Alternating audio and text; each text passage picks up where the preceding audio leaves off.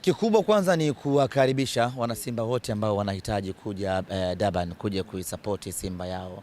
Wale wanasimba kutoka maeneo mbalimbali ya hapa Afrika Kusini tunawakaribisha sana. Wale ambao wako hapa Durban kwa namna yeyote ile hawapaswi kukosa kuja kwenye mchezo huu. Na sisi tutapita kwenye mitaa mbalimbali ya Durban kwenda kuzungumza na wanasimba, kwenda kuzungumza na Watanzania, kwenda kuwafanyia hamasa waje kwa wingi uwanjani.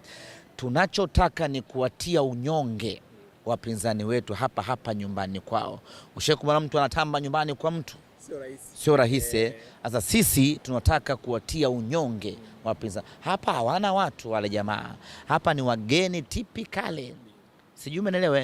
Kitakachobeba labda ni South Africa tu, lakini hapa hawana watu hata kidogo. Hawana. Ingekuwa ni Orlando ama Kaizer, at least tungepata msuguano wa watu, lakini wale mabwana hapa hawana watu hata kidogo. Kwa hiyo tunataka kuwatia unyonge nyumbani kwao. Yaani wanashuka pale Moses Mabida siku ya tarehe 27 wanakuta nyekundu imetamalaki uwanjani. Alafu tumekuja na mabendera yale makubwa yale.